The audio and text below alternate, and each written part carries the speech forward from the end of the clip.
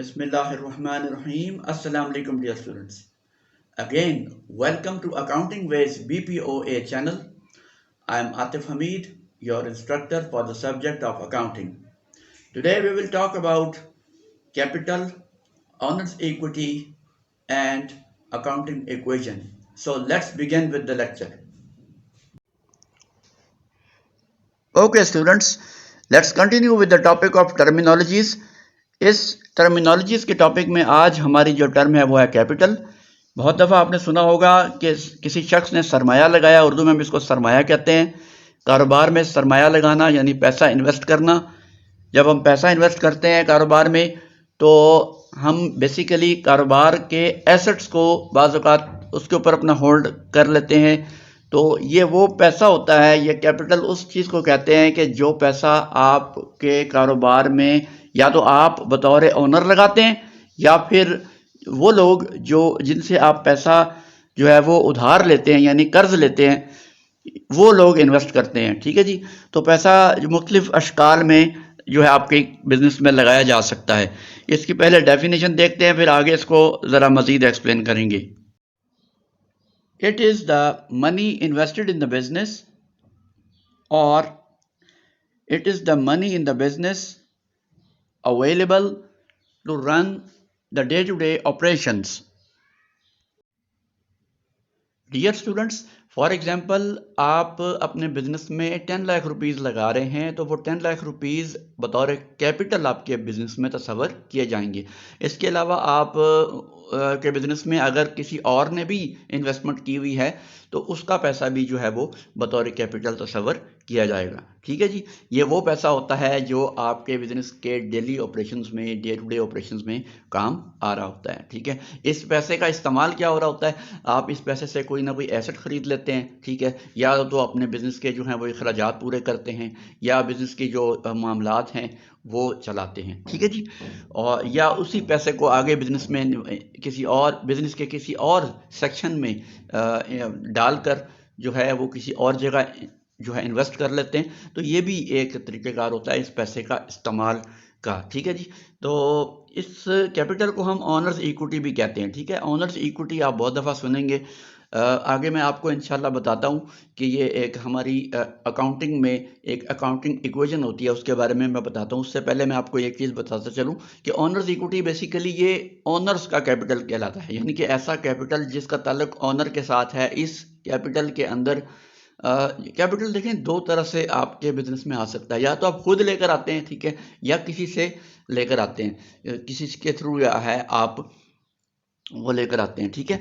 तो जो शख्स जो है वो बिजनेस में इन्वेस्ट करता है वो बिजनेस के अंदर एज अ ऑनर तस्वर किया जाता है। तो हर उस शख्स का कैपिटल जो उस बिजनेस में आया है वो उस शख्स का कैपिटल जो है वो कहलाएगा ओनर्स इक्विटी। ठीक है जी। मिसाल के तौर पे दो अशखास हैं, एक पर्सन ए है और एक पर्सन बी है। पर्सन ए ने भी पैसे इन्वेस्ट किए हैं, पर्सन बी ने भी इन्वेस्ट किए हैं, तो दोनों बिजनेस के ऑनर हुए। तो इन दोनों का जो पैसा है वो ऑनर्स इक्विटी कहलाएगा। और इसमें याद रखिएगा इसको हम कैपिटल से थोड़ा सा ब्रॉडर टर्म में यूज़ करते हैं। कैपिटल में सिर्फ हम सरमाया के तौर पे यूज़ करते हैं कि वो पैसा जो बिजनेस में लेकर आया गया। इसमें आपके कैपिटल के अलावा आपका जो बिजनेस का प्रॉफिट होता है वो भी शामिल होता है। वो इंशाल्लाह मैं आगे ये चीज़ें समझाता हूँ जब हम इंशाल्लाह डिटेल में जो है अकाउंटिंग इक्वेशन पर बात करेंगे। इससे नेक्स्ट टॉपिक है हमारा अकाउंटिंग इक्वेशन। आइए उसकी तरफ चलते हैं। स्टूडेंट्स, नेक्स्ट टर्मिनोलॉजी है हमारी अकाउंटिंग इक्वेशन। ये बहुत सिंपल है, कोई परेशानी वाली इसमें बात नहीं है। ये आपने तमाम चीज़ें पढ़ी हुई हैं। Assets is equals to liabilities plus owner's equity slash capital. देखें, एसेट्स बराबर होते हैं लाइबिलिटीज़ और ऑनर्स इक्विटी या कैपिटल के। ठीक है। आप अगर एक साइड पे एसेट्स को रखते हैं और दूसरी साइड पे तमाम ऑनर्स इक्विटी और लायबिलिटीज़ को रखते हैं तो ये अकाउंटिंग इक्वेशन कहलाती है। ठीक है जी। उम्मीद है आपको ये समझ आ गई होगी। इसकी ज़रा मज़ीद एक्सप्लेनेशन में जाते हैं ज़रा। डियर स्टूडेंट्स, अगर मैं आपसे कहूँ कि जी आप कुछ डाटा है आपके पास तो आप इसको रिकॉर्ड करें अपनी ना बुक्स ऑफ अकाउंट्स में, आप इसको रिकॉर्ड कर लें, तो जनाब आप क्या करेंगे, आप देखेंगे पहले कि डाटा क्या है। तो आपने देखा डाटा में जो है आपके पास एसेट्स जो है वो 1 लाख रुपए के यानी 1 लाख रुपीज़ के हैं। ठीक है जी। और लाइबिलिटीज़ जो है आपके पास 20,000 रुपीज़ यानी 20,000 रुपये की हैं। ठीक है जी। और उसके अलावा जो आपके पास ऑनर्स इक्विटी है या कैपिटल है, वो है जी आपके पास 80,000 या 80,000 रुपये का। ठीक है, तो आप इन तमाम चीज़ों को रिकॉर्ड करेंगे जनाब बैलेंस शीट में। बैलेंस शीट क्या है, इसका सबसे पहले फॉर्मेट देखते हैं।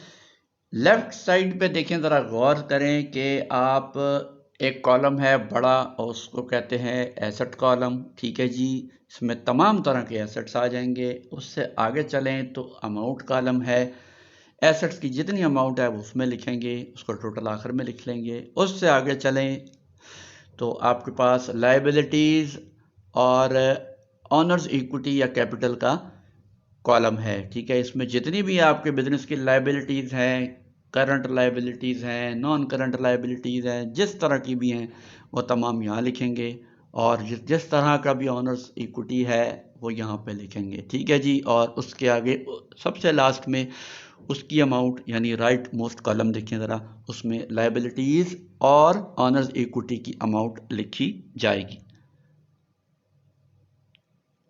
स्टूडेंट्स, हमारे पास जो डाटा गिवन था उसको हम बैलेंस शीट के अंदर पुट करेंगे, तो इस तरह से करेंगे कि आपको मैं ज़रा आपकी आसानी के लिए लेफ़्ट साइड पे दिखाता हूँ। ज़रा इसकी ज़रा लेफ़्ट साइड पे देखें तो ये है जी इसके एसेट्स, और एसेट्स जो हैं हमने इसके यहाँ पे लिख लेने इस तरह से। लेफ़्ट कॉलम में आपके जितने भी एसेट्स हैं वो करंट एसेट्स हैं या आपके फिक्स एसेट्स हैं, वो जितने भी हैं वो आपने लेफ़्ट साइड पे लिख लेने हैं। ठीक है, और क्योंकि अभी तो सिर्फ मैं आपको ये फॉर्मेट की हद तक, समझाने की हद तक जो है वो बता रहा हूँ। आगे जाके फिर आपके जब एसेट्स जो है वो एसेट्स का बाकायदा चैप्टर पढ़ेंगे और फाइनल अकाउंट का चैप्टर पढ़ेंगे इंशाल्लाह, तो उसमें ये डिटेल से ये चीज़ें डिस्कस होंगी।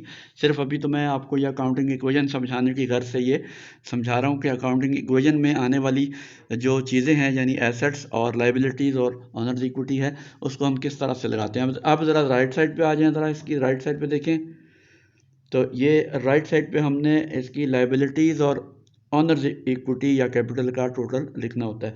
हमारे डाटा में लायबिलिटीज़ जो हैं वो हैं तकरीबन 20,000 रुपीज़ की, और ऑनर्स इक्विटी और कैपिटल का टोटल है जी वो है जी 80,000 रुपीज़ का। टोटल ग्रैंड टोटल जो है इसका वो देखें आखिर में 1 लाख रुपीज़। ये बराबर है किसके जी, एसेट्स के टोटल के। देखें एसेट्स का टोटल भी 1 लाख है, और इधर देखें राइट साइड पे देखें इन दोनों का टोटल भी 1 लाख रुपीज़ है। तो ये इस तरह से ये चीज़ें जो है ये बराबर आनी चाहिए, इसको हम कहते हैं बैलेंस शीट। और ये जो जितनी आइटम्स हैं इनकी अगर हम इक्वेशन बनाएं तो उसको कहते हैं अकाउंटिंग इक्वेशन, तो इसको हम बैलेंस शीट इक्वेशन भी कहते हैं। So my students, that's all for now. इंशाल्लाह नेक्स्ट लेक्चर में मुलाकात होगी, तब तक के लिए अपना बहुत सारा ख्याल रखिएगा, दुआ में याद रखिएगा। टेक केयर, अल्लाह हाफिज़।